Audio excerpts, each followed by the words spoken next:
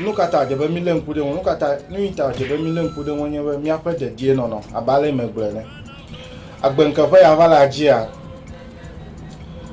No de caminho não, minha minha pede de não. Minha pede de não, le nudu do pati,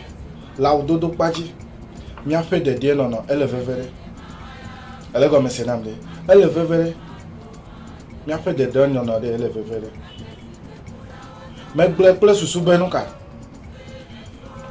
Amado ko ga popo, alo ga didi ko don go na me gbe ton fe de die no. Alo no vi fa de die no re. O ko ga ko don go na de die no ma. Ale go me sinama. Ta va e mo ya dia, nu de ka ya me di be mi asoro gbendia. E ya nya be nunca. Mi a pe do me ya me po be ho de ko what's up video ko do dam. Cho morning wa on le France. Yo nye Ghana towe. On le France. Ele go me sinama e bra onyo. Ya ko video ko do dam. O da morning. Morning mi a fait mi de morning blele après. Mi nya vovo toto le morning o me nyo. Ele go me sinamde. Ale over the morning. Over the morning perfume fine. Perfume rice. Elle comme c'est nam de morning de perfume onyo. No ka nye vovo toto ile mebe. E da perfume nye me da morning. Alo me da morning je. Vo toto ka ele me. Ba biak banto nye be. Henele no do de vide di ele me alo de ne di be wa vivi le nu me na alo wa vele onu ngoti. Elle no dube nunca wana la mesewe ne dolere de le la mena wen nu dudu enya ma chigbanto elle go mesena ma nu dudu de enya ma chigbanto ta ne dolere de le la mena wen kwa chere ne le nu duko ade dolere da elle go mesena mde ta nu gbanto nyebe elle nu dube na wa vivi le nu mena wen alo menya ma sugbo yo onye nuka nu vivi dula we yo menya ni mo le odo kwide de o ale go mesena ma tandia mi akpo money ku o me fe ma dibe mi ano test de o ne ko e play money de get a shop me play money de ne David de ne da money perfume yo no ka yo de ne de for de ke vide ko de e go vide me ko dare o hotato ne vraiment li mi anto mile agblede e va tout élément e mo me alo nto ko tati to edi ko ene na de ya che ne na ke ko dare ke de go vi me tin tomato salo milk tin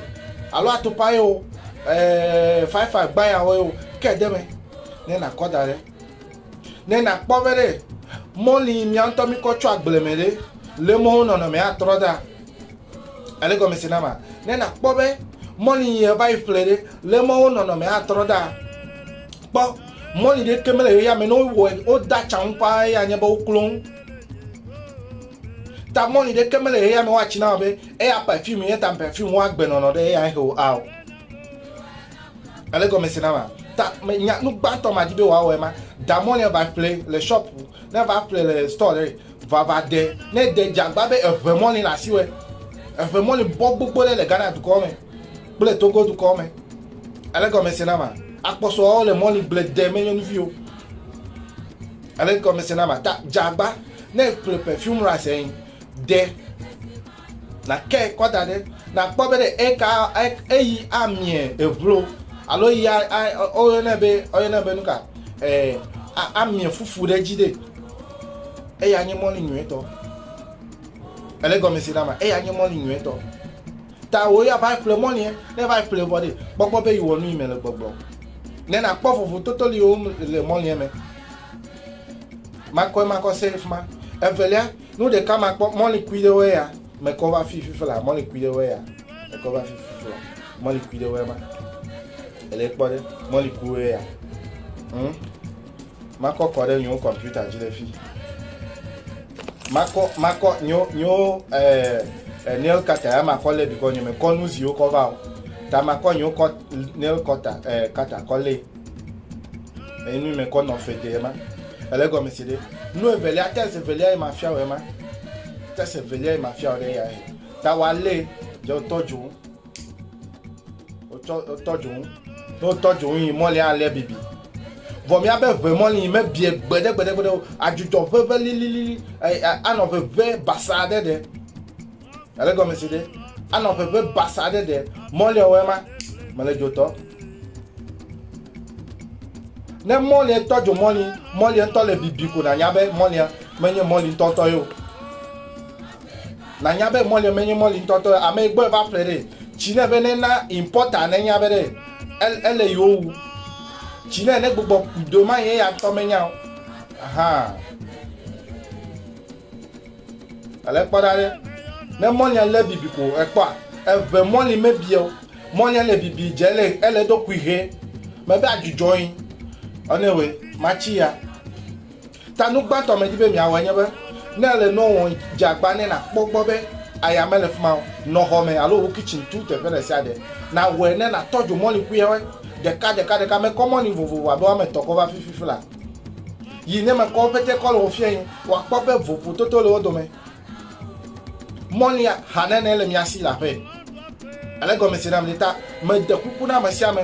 wo tesia ne toju mole ne mole nya bi ko le ku de mole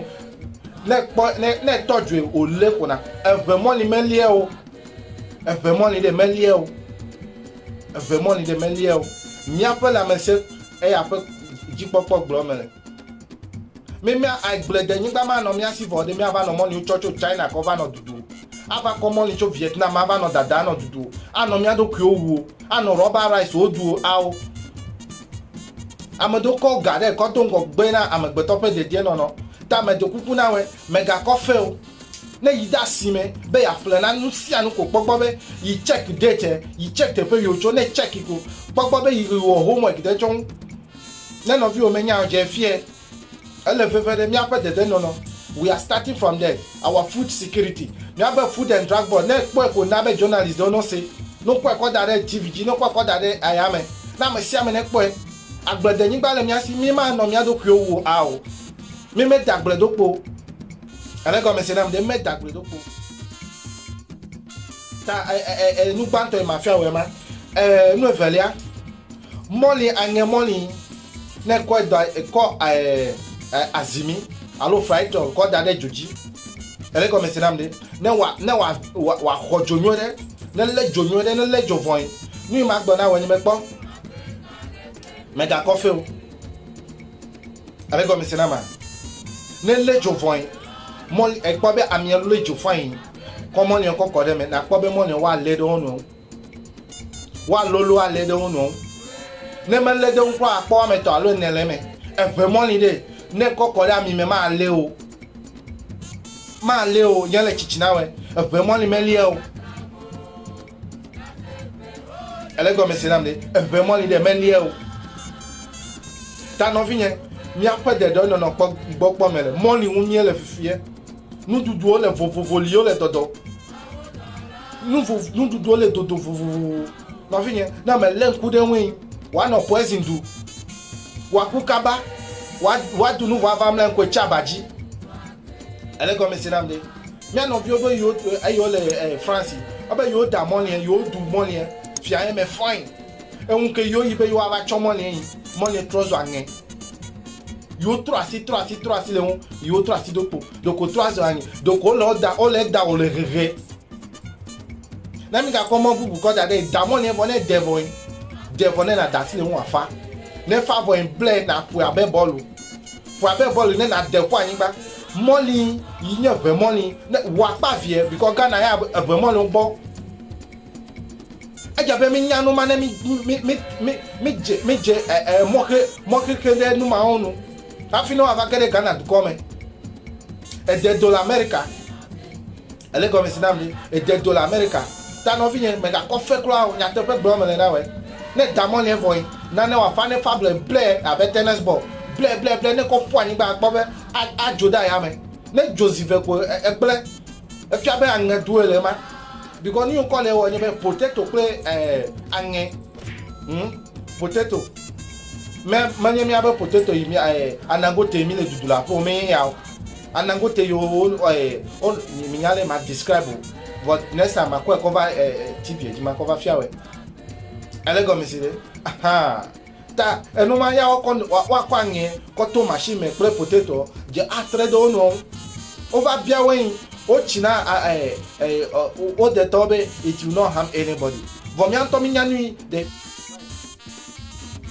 ta no vie enu ma gblema jagbagba ne na poppo be me ka ko fe klo wo tesi wa me nei me fiawe ba atojo evela wa de akoda de for 1 week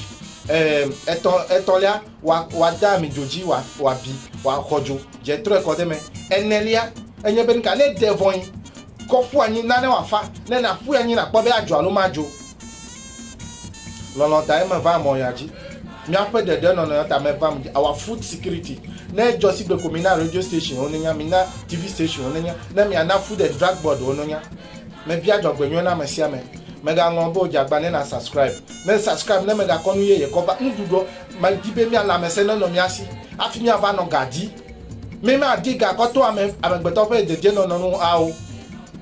mi atogbo me wo si gba afi Ghana va tuni o mi atogbo me wo si gba afi Togo va tuni o awo gadi di fifu vo netasi